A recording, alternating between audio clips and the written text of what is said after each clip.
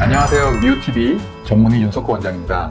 오늘은 비염코, 기능코 수술을 할 때 이 수술을 이비인후과 의사가 하는 것이 좋은지 아니면 성형외과 의사가 하는 것이 좋은지, 혹은 이 수술을 성형외과, 이비인후과 전문의 둘이서 같이 하는 것이 좋을지에 대해서 제가 그 답을 드리려고 합니다.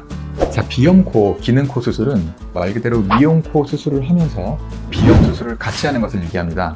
앞전의 영상에서도 말씀드렸듯이 비염 수술은 크게 세 가지로 볼 수 있는데요. 합의각계 축소술, 비중격 만곡증 교정술, 그리고 비밸브 성형수술입니다. 자, 우리가 코 수술을 할 때 이 비염 코 수술을 요즘 많이 같이 하는데, 많은 사람들이 이런 질문을 해요. 그러니까 이런 질문을 하기도 하고요. 혹은 이비인후과만 있는 병원에서 만약에 수술을 한다라고 했을 때 또 이런 의문을 가질 수 있습니다. 그래서 간혹 이런 환자분들도 많이 있어요. 이런 생각을 당연히 가질 수 있습니다.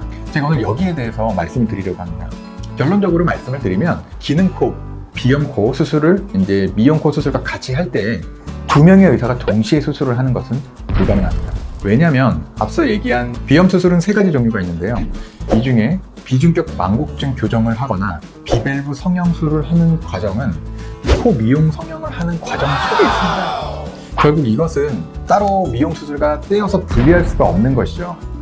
미용 수술을 할 때 비중격 만곡증을 일단 교정을 해야 되는데요. 이때 우리가 미용적인 부분을 고려해서 비중격이 휘어있는 정도를 얼마나 어떻게 교정을 할 것인지, 안에 있는 비중격 명골을 얼마나 제거하고 뼈를 얼마나 더 제거를 할 것인지 결정을 하게 됩니다.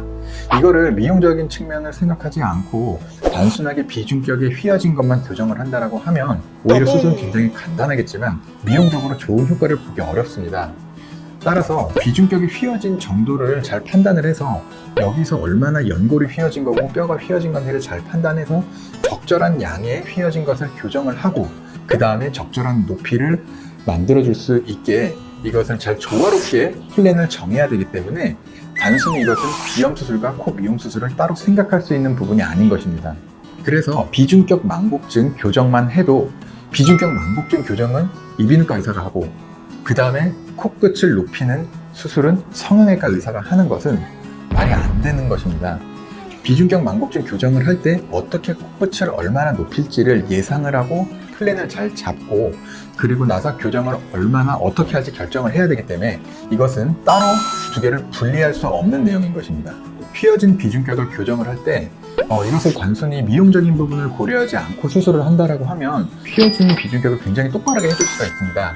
다만 이렇게 해버리면 비중격의 근간이 많이 흔들릴 수 있고 코끝이 많이 떨어질 수 있습니다. 따라서 미용적인 수술을 비염 수술과 같이 시행을 할 때에는 휘어진 비중격의 정도를 확인을 하고, 이것을 얼마나 어떠한 정도로 어떠한 방법으로 교정을 하면서 코 미용 수술을 같이 시행할지 플랜을 정해야 되기 때문에 이 수술을 두 명이 같이 한다는 것은 실제로 굉장히 어려운 부분입니다. 또한 두 번째로 비밸브 성형술을 보면 비밸브 성형술 또한 몇 가지 방법이 있습니다. 근데 이 몇 가지 방법으로 수술을 하게 되면 코 모양에 어느 정도 영향을 미치게 되어 있습니다. 따라서 수술하는 의사의 플랜, 즉 코 모양의 그런 계획에 맞춰서 이 비밸브 성형술도 방법이 바뀔 수 있으며, 이 방법에 맞추어서 코 미용 수술도 같이 진행을 하게 되어 있습니다. 즉 비밸브 성형술과 비중격 만곡증은 코 미용 수술을 같이 시행할 때는 따로 분리해서 생각할 수가 없다는 것이죠. 또한 이 수술은 미용 수술하는 과정 중간에 있습니다. 따라서 비염 수술 부분만 잠깐 이비인후과 의사가 들어와서 하고 나머지 코 미용적인 부분은 성형외과 의사가 한다는 것은 결론적으로 거의 불가능한 일입니다. 하지만 비염 수술 중에 세 번째, 합의각계 절제술 혹은 축소술은 코 미용 수술과는 별개로 우리 이 콧구멍 안쪽으로 합의각계의 점막을 살짝 줄여주고 전체적인 비강의 넓이를 넓혀주는 수술 혹은 시술입니다. 이 수술은 코 미용 수술과는 별개이기 때문에 이것만큼은 따로 시행할 수 있습니다.